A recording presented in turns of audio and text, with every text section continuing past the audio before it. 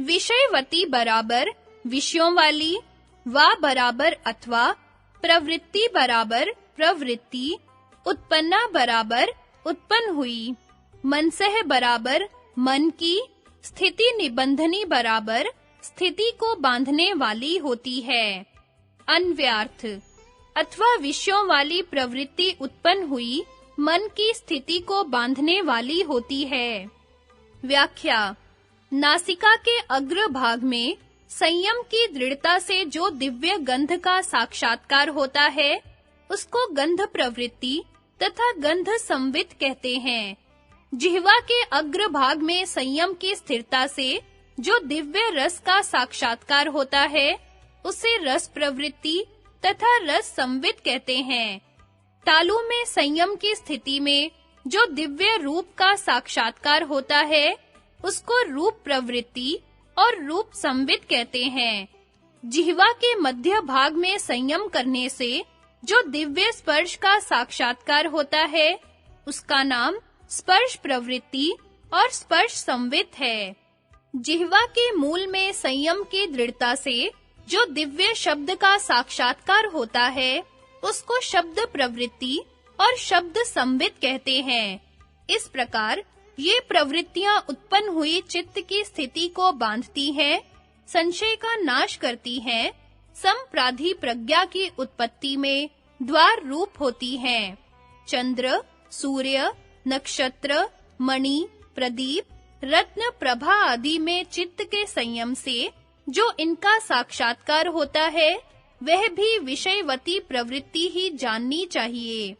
भाष्यकार लिखते हैं कि यद्यपि शास्त्र, अनुमान और आचार्य के उपदेश से सम्यक जाना हुआ अर्थ यथार्थ ही होता है, क्योंकि शास्त्र और आचार्य यथार्थ अर्थ के प्रतिपादन में समर्थ होते हैं, तथापि शास्त्रों और आचार्यों से उपदेश किए हुए पदार्थों में जब तक किसी एक सूक्ष्म पदार्थ का साक्षात्कार नहीं होता, तब तक कैवल्य पर्यंत सूक्ष्म और सूक्ष्मतम पदार्थों में दृढ़ विश्वास नहीं होता।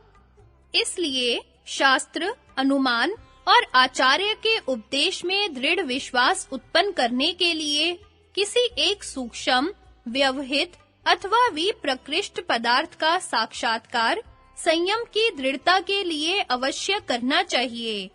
जब शास्त्र आदि उपदिष्ट अर्थ का एक देश में जिज्ञासु को प्रत्यक्ष हो जाता है, तब कैवल्य पर्यंत जितने सूक्ष्म विषय हैं, उन सब में उसका श्रद्धा पूर्वक दृढ़ विश्वास हो जाता है। इसीलिए इन विषयवती प्रवृत्तियों का निरूपण किया गया है, जिनका शीघ्र साक्षात्कार हो जाता है।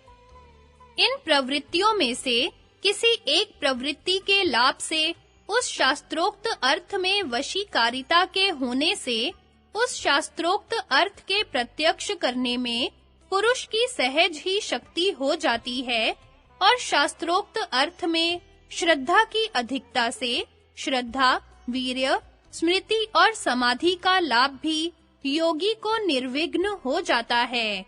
अतः विश्वास और श्रद्धा के लिए तथा चित्त की स्थिति के लिए पहले इन विषयवती प्रवृत्तियों में से किसी एक का संपादन करना चाहिए। विशेष विचार। सूत्र 35 सूत्र की व्याख्या में गंध विषय का स्थान नासिका का अग्रभाग, रसना विषय का जिह्वा का अग्रभाग, रूप विषय का तालु, स्पर्श विषय का जिह्वा का मध्य भाग और शब्द विषय का जिह्वा का मूल स्थान बतलाया है। वितर्कानुगत संप्रज्ञात। इन स्थानों पर यदि स्थूल ग्राह्य विषयों का अर्थात किसी विशेष गंध, रस, रूप, स्पर्श अथवा शब्द का ध्यान किया जाए, तो जब पूरी एकाग्रता होने पर उसका साक्षात्कार होने लगे, तब वह वितर्कानुगत संप्रज्ञात समाधि होगी। विचारानुगत संप्रज्ञात। यदि वहां न रुककर एकाग्रता को और अधिक बढ़ाया जाए अथवा इनके सूक्ष्म विषय तन मात्राओं तक का साक्षात्कार होने लगे, तो वह विचारानुगत संप्रज्ञात समाधि कहलाएगी। आनंदानुगत संप्रज्ञात। यदि उसमें भी राग को छोड़कर ध्यान को अंतर्मुख किया जाए तो अहंकार का साक्षात्कार होने लगेगा। यह अहंकार गंध आदि विषय जैसी कोई ग्राह्य वस्तु नहीं है, न इसका इस प्रकार जैसा साक्षात्कार होता है।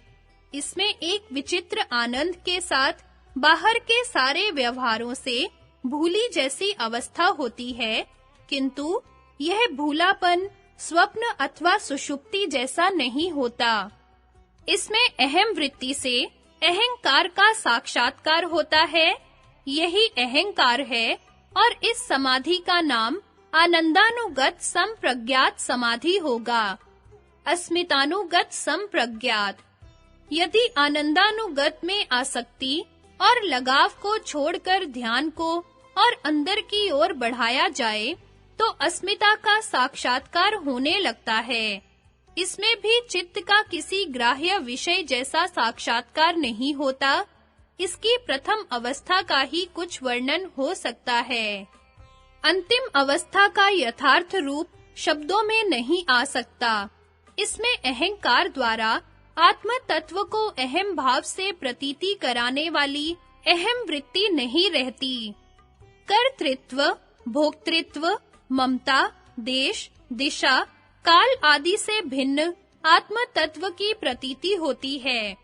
बीच-बीच में ध्यान के शिथिल होने पर जब कोई अहंकार वाली वृत्ति आकर अपने कर्तृत्व, भोक्तृत्व और ममता की सीमा से परिच्छिन्न अवस्था की स्मृति कराती है, तो उस दशा में बड़ा आश्चर्य होता है। इसकी उच्चतम अवस्था विवेक ख्याति है, जिसमें चित्त से भिन्न आत्मा का साक्षात्कार होता है, किंतु यह चित्त द्वारा आत्म साक्षात्कार वास्तविक नहीं है। इसमें भी राग और आसक्ति के छूटने पर, अंदर की ओर घुसने पर जब यह वृत्ति भी न रहे, तब सब वृत्तियों के निरोध होने पर स्वरूपावस्थिति होती है। किंतु ये सब बातें एक साथ अथवा सुगमता और शीघ्रता से आने वाली नहीं है। दीर्घ काल तक निरंतर सत्कार से अभ्यास करते हुए और क्रम-क्रम से भूमियों को विजय करते हुए धैर्य के साथ उन्नति करते रहना चाहिए। अधिकारी पाठकों की जानकारी के लिए यह भी बता देना आवश्यक है कि संप्रज्ञात की सिद्धि के लिए भ्रकुटी और असंप्रज्ञात की सिद्धि के लिए ब्रह्मरंध्र ध्यान के लिए सबसे उत्तम स्थान है। किंतु अभ्यास के लिए आरंभ में अंदर से इन स्थानों का अनुमान द्वारा पता लगाना कठिन होता है। यदि रूप विषय का स्थान जो तालु है, उसके समक्ष अंदर से ध्यान किया जाए, तो ध्यान स्वयं भ्रकुटी तक पहुंच जाता है।